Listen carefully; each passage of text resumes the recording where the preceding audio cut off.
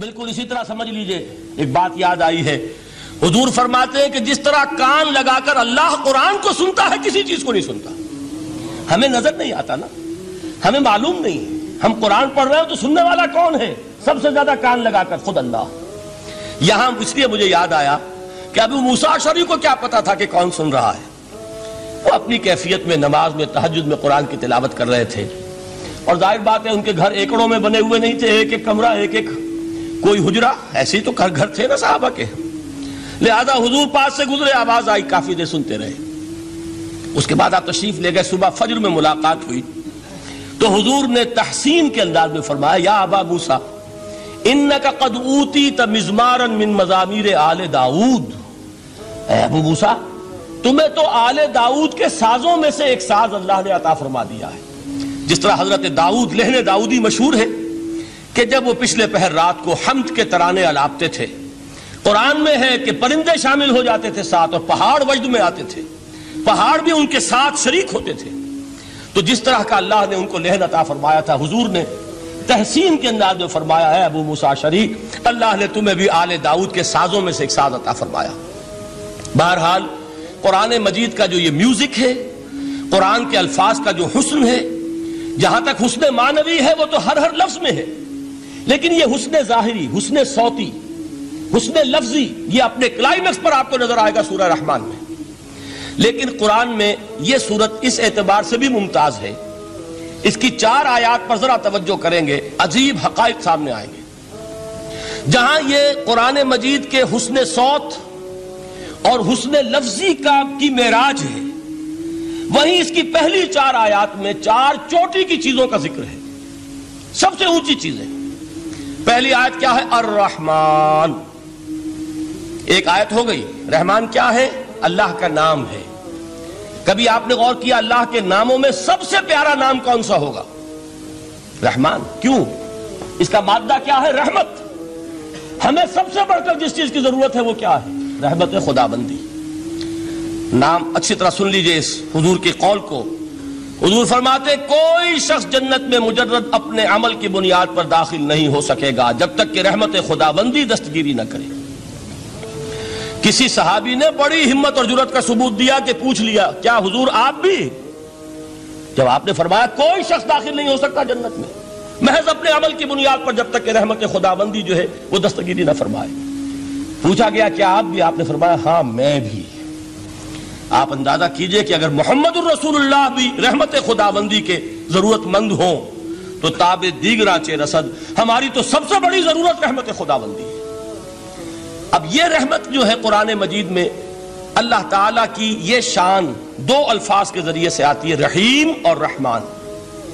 اور کوئی مادہ نہیں ہے جس سے 2 نام بنتے ہوں اللہ کے، لیکن یہ مادہ ہے واحد رحمت کا کہ جس سے رحمان بھی ہے رحیم بھی ہے۔ رحیم صفت مشبہ ہے، رحمت دائم ہو جائے گی، مستقل ہوگی تو رحیم کہیں گے۔ اور رحمان، اس میں رحمت کی ہے وہ شان ہے کہ جیسے ٹھاٹھے مارتا ہوا سمندر ہو، ہیجان کی کیفیت، طوفانی کیفیت، رحمت خداوندی کا طوفانی جوش، وہ ہے رحمان۔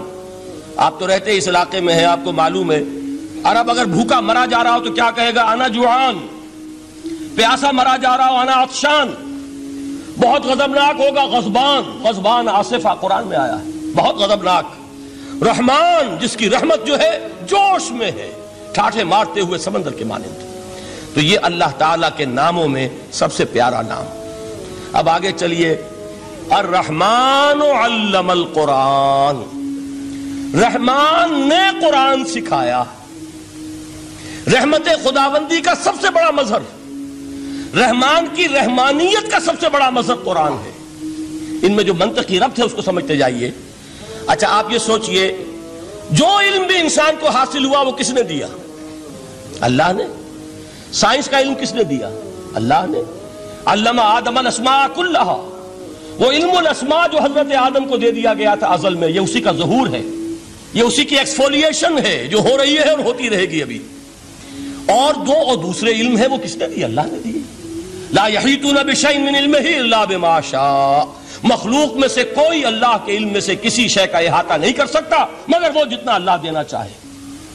لیکن یہ کہ تمام علوم میں چوٹی کا علم قرآن. نوٹ کرتے جائیے، اب چوٹی کی چیزیں جمع کیجئے. اللہ کے ناموں میں چوٹی کا نام رحمان.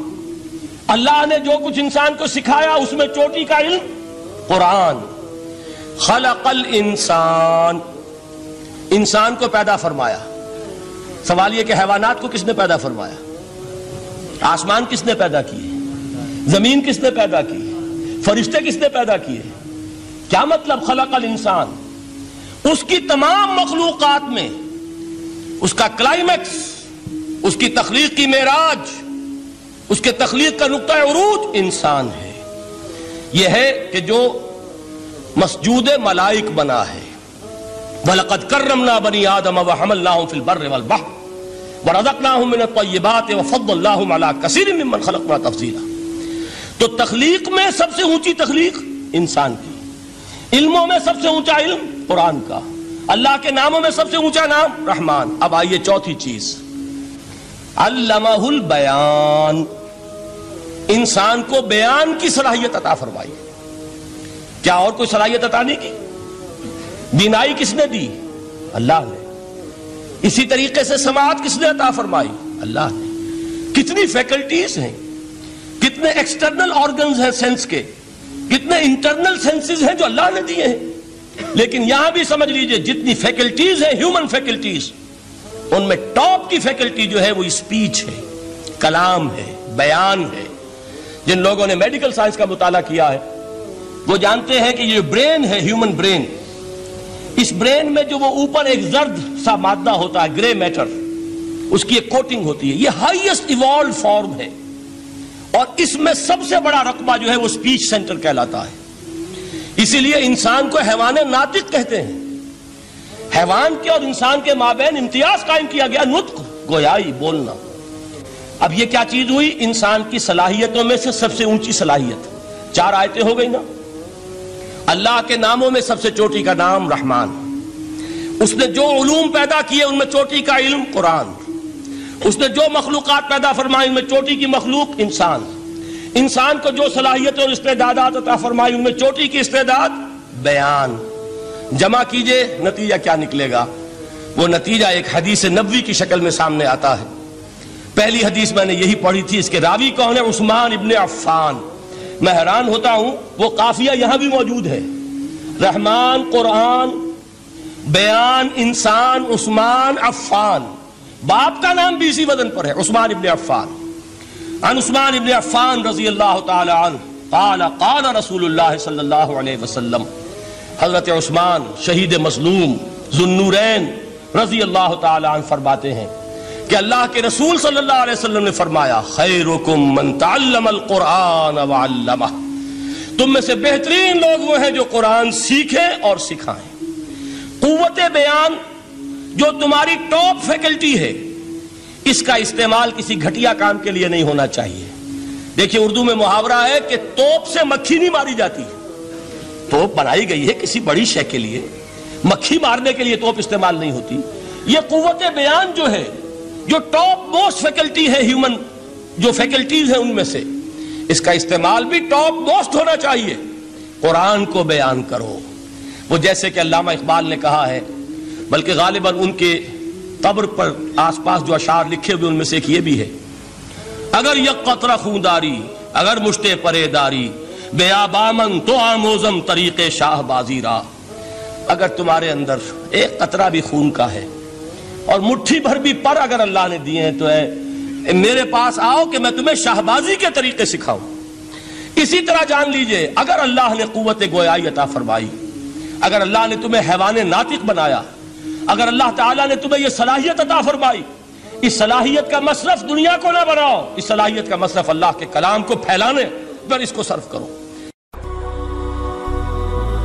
هي الحلقات تحفظني بآيات من القرآن، هي الحلقات تملأني بحب المصطفى العدنان.